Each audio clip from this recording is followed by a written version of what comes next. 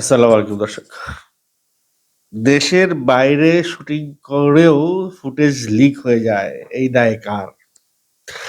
প্রিন্সের footage leak হয়ে গেছে। Social মিডিয়ায় সেটা ঘুরে বেড়াচ্ছে। এটা নিয়ে অনেকেই মায়া কান্না কাঁদছে। অনেকেই প্রিন্স টিমকে দোষ দিচ্ছে। অনেকে দোষ দিচ্ছে যে এই ফুটেজটি ভাইরাল করলো তাকে। আজকে এটি নিয়েই কথা বলবো। সেই সঙ্গে কথা বলবো শাকিব খানের আরো একটি সিনেমা অপারেশন অগ্নিপথ শাকিব খান আবারও করছেন। সেটা নিয়ে কথা বলবো। অপারেশন অগ্নিপথটা তার করা ঠিক হচ্ছে কিনা? যেই সিনেমা তাকে ১০০ কোটি টাকার মামলা দিয়েছে, যেই সিনেমায় তাকে ধর্ষণ মামলার আসামি করেছে, যেই সিনেমায় তাকে এত নিপীড়ন করেছে, এত অপবাদ দিয়েছে, সেই সিনেমায় আবার শাকিব খান কেন জয়েন করলেন? চলেন কনটেন্ট শুরু করি। আপনারা সবাই নিশ্চয়ই মনে করছেন যে এইবার তো প্রিন্সকে ধুয়ে দিবে পিয়াল ভাই। কারণ প্রিন্সের ফল্টই সে খুঁজতেছিল। প্রিন্সের এবার ফল্ট সে পাইছে। এইবার তো ছাড়বে না। না, আপনারা ভুল মনে করছেন। ভাই প্রিন্সের ফল্ট তো আমি শুরু থেকেই জানি। প্রিন্স টিম কোথায় কি ফল্ট করছে সেটি আমি শুরু থেকেই জানি। কোনো ফল্টের কথাই কিন্তু আপনাদের সঙ্গে আলোচনা করি নাই। শুধু এটুকুই বলেছি তারা আনপ্রফেশনালিজম ক্যারি অন করছে। যে আনপ্রফেশনালিজমের খেসারত তাদেরকে দিতে হবে। সেটা হতে পারে ঈদে না আসা, না আসতে না পারা, হতে পারে সিনেমার মান দণ্ডটা ঠিক রাখতে না পারা, হতে পারে সিনেমায় গল্পে দর্শককে আকৃষ্ট করে রাখতে না পারা, যেমনটা রাজকুমার তাণ্ডবের ক্ষেত্রে হয়েছে। অনেক কিছু হইতে পারে। শাকিব খান আপ্রাণ চেষ্টা করে সে তার জায়গাটা ঠিকঠাক করে বেরিয়ে আসবেন।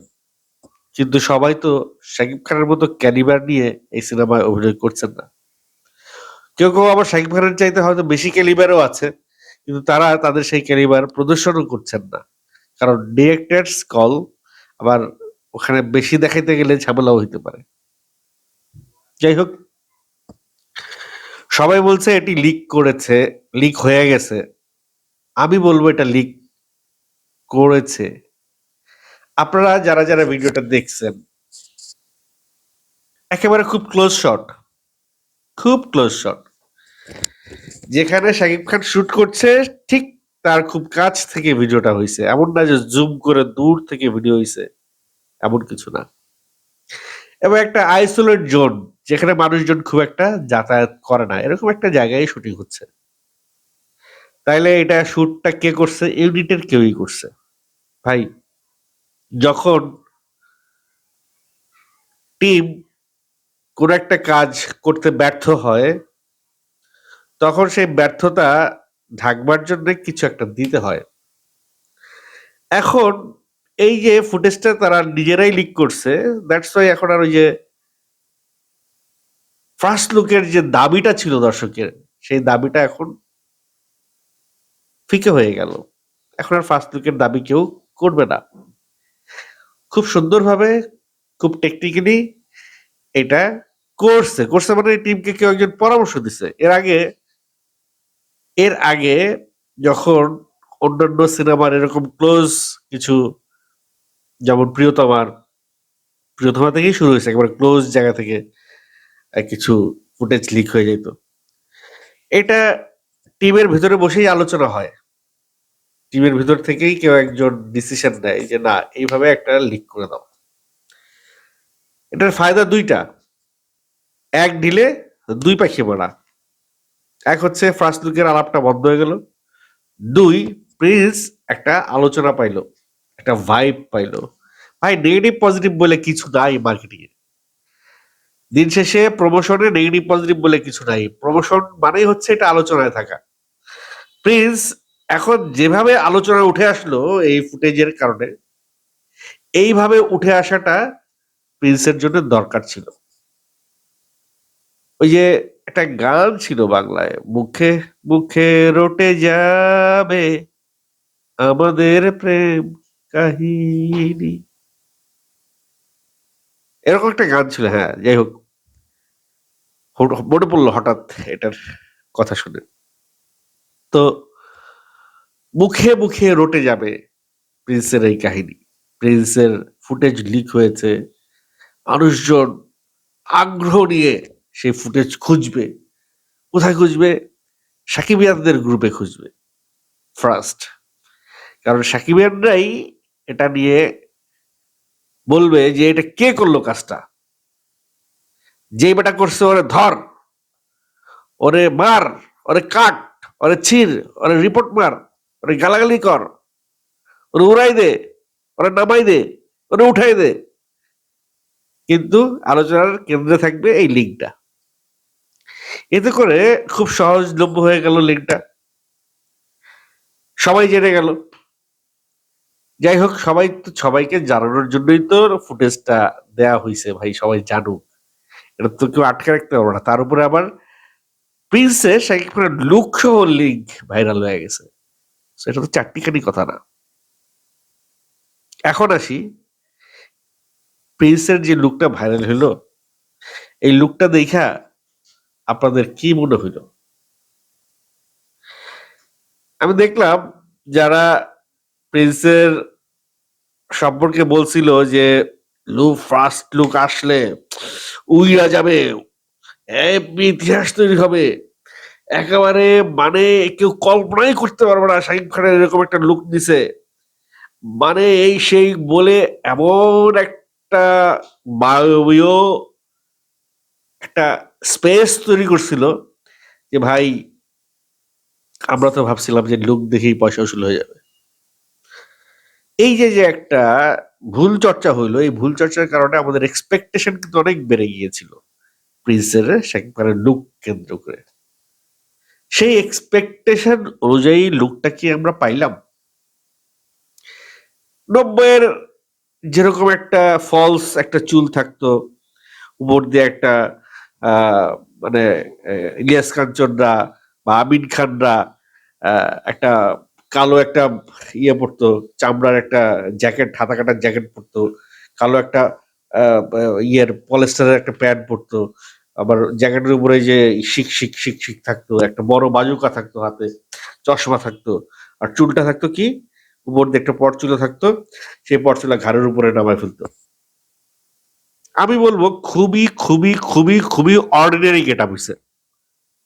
হইতে পারে ৯০ একটা সফিস্টিকেটেড লুক আনা যেত, অনেক কিছুই করা যেত, বাট হয়তো স্ক্রিনে দেখলে আমাদেরকে, এই রিলে মোবাইলের স্ক্রিনে দেখে হয়তো ভাল লাগে নাই, স্ক্রিনে সিনেমার পর্দায় দেখলে হয়তো ভাল লাগবে। তখন লাইট থাকবে, তখন কালার গ্রেডিং থাকবে, মিউজিক থাকবে, বিজিএম থাকবে, ডায়লগ থাকবে, অ্যাকশন থাকবে, তখন গিয়ে হয়তো লুকটা ভালো লাগবে। বাট আমি এক কথায় বলতে চাই, যে লুকটা দেখানো হয়েছে এই রিলে, এই লুক আমার কাছে মনে হয় নাই আপ টু দা মার্ক। মানে প্রিন্স সিনেমার হিসেবে এই লুকটা আপ টু দা মার্ক মনে হয় নাই। We were expecting a lot better then this look. এই লুকের চাইতে অনেক বেটার লুক এক্সপেক্ট করছিলাম, যেটা আমরা মনে হয় পাইনি duty first time of this team. টিমের ফার্স্ট টাইম এত আছে ভাই, এত এত মেকআপ ম্যান, ৬ জন ৭ জন মেকআপ ম্যান নাকি নিয়ে গেল শ্রীলঙ্কায়, প্রস্থেটিক মেকআপ, সেই ইয়ের রণবীর কাপুরের মেকআপ ম্যান, তারপর এত কিছু হওয়ার পরেও যদি এরকম একটা অর্ডিনারি লুক বেরোয়, তাইলে কিছু বলার নাই। ওই যে একটা কথা আছে, আপনি ঘোড়াকে পানির কাছে নিয়ে যেতে পারবেন, কিন্তু ঘোড়াকে পানি খাওয়াইতে পারবেন না যদি ঘোড়া না খায়। আমি জানি না এটার সঙ্গে এই কথাটা উদাহরণটা মিলে কিনা। ভাই, আপনাকে সবকিছু দিয়ে দেয়া হইলো, একেবারে বেস্ট বেস্ট জিনিসগুলো আপনাকে দিয়ে দেওয়া হইলো, কিন্তু আপনি জানেন না এটারে কিভাবে অ্যাপ্লাই করবেন, তাহলে আউটপুট বেস্ট আউটপুট কোত্থেকে আসবে? আমি একেবারে সোজাসাপটা বলে দিতে চাই যে এই লুক একজন দর্শক হিসেবে আমার কাছে খুব অর্ডিনারি মনে হয়েছে, চলে, অ্যাভারেজ। মানে ওকে, শাকিব খানের একটা সিনেমা আসতেছে, প্রিন্স, ওকে। বাট যদি আমরা প্রিয়তমের সাথে কম্পেয়ার করি, যদি আমরা আহ তাণ্ডবের সাথে কম্পেয়ার করি, যদি আমরা তুফানের সাথে কম্পেয়ার করি, অনেক, যদি আমরা বরবাদের সাথে কম্পেয়ার, অনেক পিছনে পড়ে যাবে। মানে ৫ নাম্বারে, ৫টা সিনেমার নাম বললাম, ৫ নাম্বারেই পড়ে যাবে প্রিন্সের ইয়েটা। এটা আপাত দৃষ্টিতে, আমি আবারও বলছি, এটা আপাত দৃষ্টিতে রিলের যে ফুটেজটা দেখছি সেখান থেকে মনে হচ্ছে। বাট যখন স্ক্রিনে দেখবো তখন এটা চেঞ্জ হয়ে যেতে পারে। একটা কথা আছে যে মর্নিং শোজ দ্য ডে, মানে দিনের শুরুটা দেখলে বোঝা যায় দিনটা কেমন যাবে। সো আপনারা এবার বুঝে নেন, রিলের থেকে আপনারা যা দেখছেন তা দেখার পরে সিনেমাটা কেমন হবে। আমি আমি তো অবভিয়াসলি আমি আশা করছি সিনেমাটা খুবই ভালো হবে, দুর্দান্ত হবে। যে কোনো শাকিব খানের আগের যে কোনো সিনেমার চাইতে ভালো হবে। এ ধরনের আশা নিয়েই সিনেমাটা দেখব। কিন্তু আশাটা যেন এত বড় আশা না হয়ে যায় যে আশা হত হতে হয়। যাই হোক, এটাও একটা marketing policy, don't take it otherwise. তারা নিজেরাই সিনেমার আ ইয়ে আউট ইয়ে করে দিছে, লিক করে দিছে। কারণ ইউনিটের কেউ। এখন যদি নিজেরা করে না দেয়, তারা নিজেরা যদি করে না দেয়, তাইলে অন্য একটা অভিযোগ তাদের ঘাড়ে বর্তাবে। সেটা হচ্ছে গিয়ে তাদের আনপ্রফেশনালিজম। তারা এতটাই প্রফেশনাল না যে তাদের টিমকে, অল্প কয়েকজনের টিম যারা শ্রীলঙ্কায় গেছে, তাদেরকে হ্যান্ডেল করতে পারছে। সো আনপ্রফেশনালিজমের দায়ভারটা যদি তারা না নিতে চায়, তাহলে এই দায়ভারটা তাদেরকে নিতেই হবে যে এটা তারা নিজেরাই করছে। হয় ইস্পার, না হয় উসপার, কিসপার। যাই হোক, আমার কাছে এভারেজ লেগেছে প্রিন্সের লুক। আপনাদের কাছে কেমন লেগেছে অবশ্যই কমেন্ট করে জানাবেন। এবার একটু অপারেশন অগ্নিপথ নিয়ে কথা বলি। দেখেন, শাকিব খান, আমাকে যদি বলেন যে শাকিব খানের অপারেশন অগ্নিপথের টিমের সঙ্গে আবার যুক্ত হওয়াটা ঠিক হয়েছে কিনা, আমি বলবো না।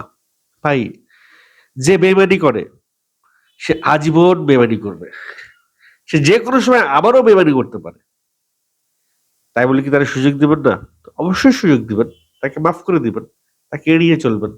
তাকে আর লাইফে ইনক্লুড করবেন না। শাকিব খান তার দীর্ঘ ক্যারিয়ারে বহুবার প্রতারিত হইছে। বহুবার মানুষের দ্বারা আঘাত পাইছে। বহুবার তাকে নিয়ে পলিটিক্স হইছে। বহুবার তার উপরে মিথ্যা অপবাদ দেয়া হইছে।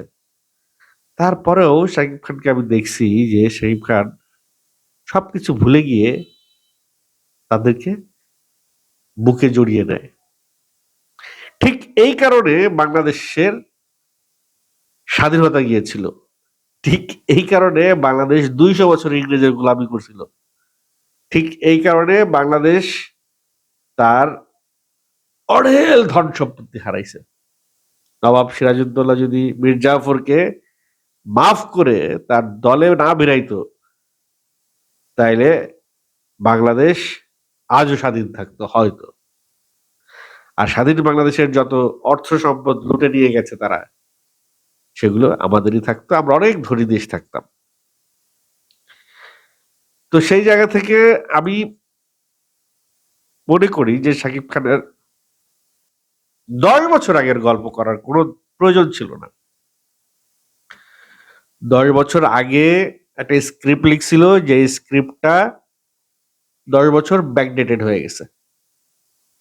সেই ১০ বছর আগের গল্পটাকে ঘষে মেজে হয়তো এই সময়ের আদলে গল্পটা আবার নতুন করে লিখা হবে। কিন্তু যত যাই বলেন ভাই, গল্পটা তো ১০ বছর আগের। ১০ বছর আগে প্ল্যান করে রাখছিল কি করবে। সেই কাজ ১০ বছর পরে এসে যদি আপনারা করেন, কতটা আপ টু দা সিচুয়েশন হবে? শাকিব খানের কি কাজের অভাব? তাকে নিয়ে কি নির্মাতার অভাব? যে নির্মাতা আশিকুর রহমান,